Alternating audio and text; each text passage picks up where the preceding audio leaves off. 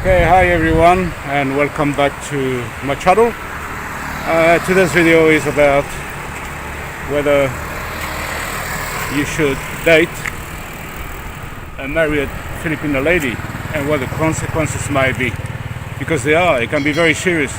So all that right after this. Don't go away.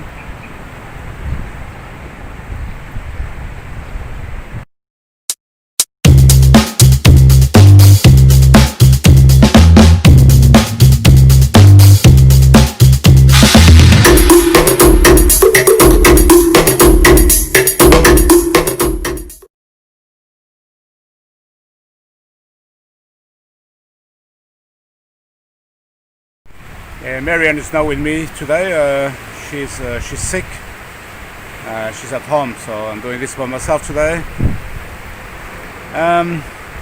What I want to say is that there is a lot of beautiful ladies up there and quality, but it happened that they are married, and sometimes we probably disregard that too easily. For many reasons, whether we fall in love or whether we don't know what the consequences might be. So dating a married Filipino lady is not that smooth, that simple.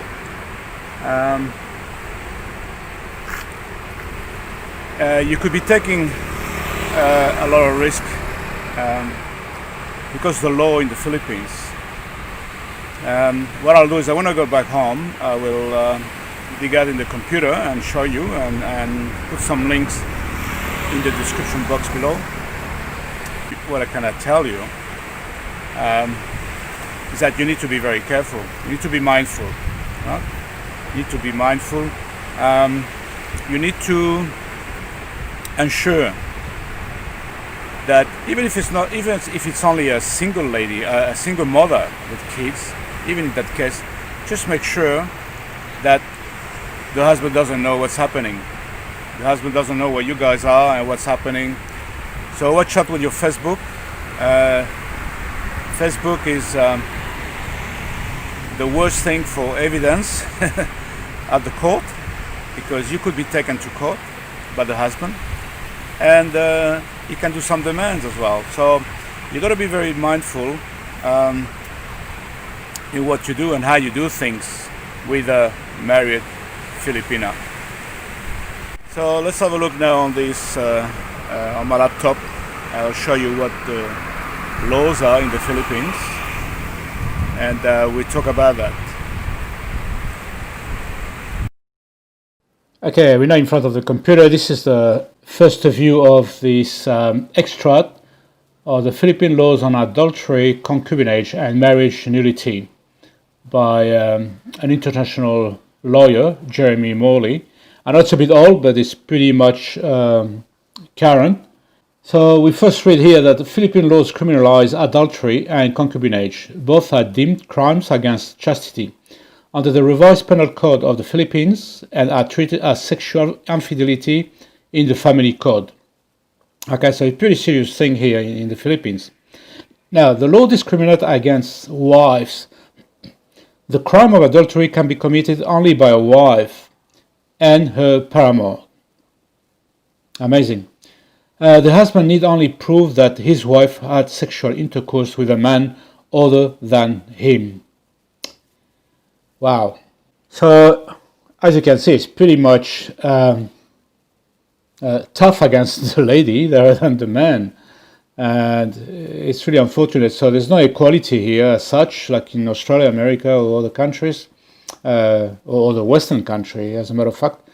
But this is why you need to be mindful that in the last sentence, the husband need only prove that his wife had sexual intercourse with a man other than him.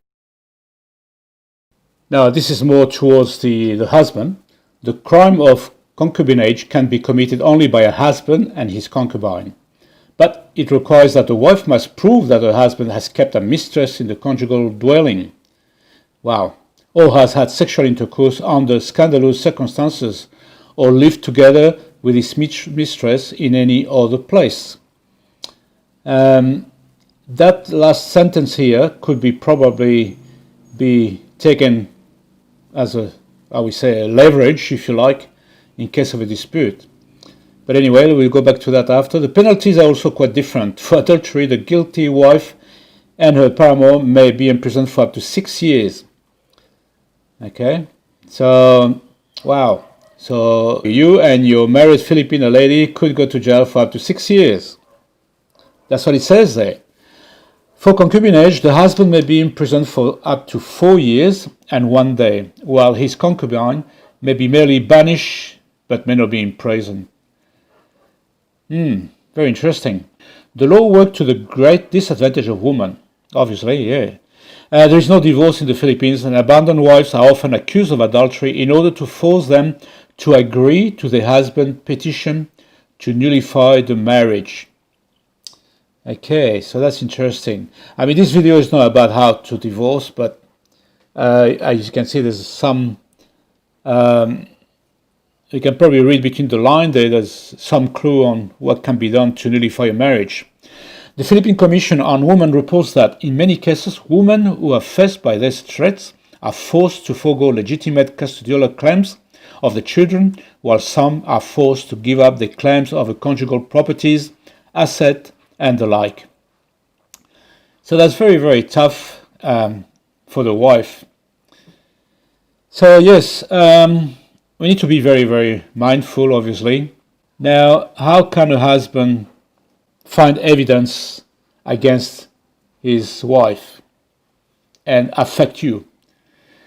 Well, you need to be mindful, as I say again, but mindful with things like social media, such as Facebook, Messenger, where everything is written. Facebook, there may be some pictures, intimate pictures perhaps, between you and a married Filipino lady.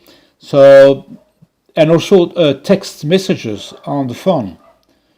And those things can be taken as evidence.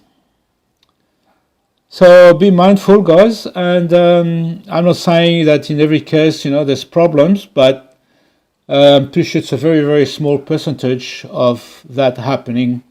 But yes, you could be in trouble, and yes, you could go to jail. If you have any question on that, please comment in the box below. If you got any experience, that would be fantastic if we can hear from you. So please do so.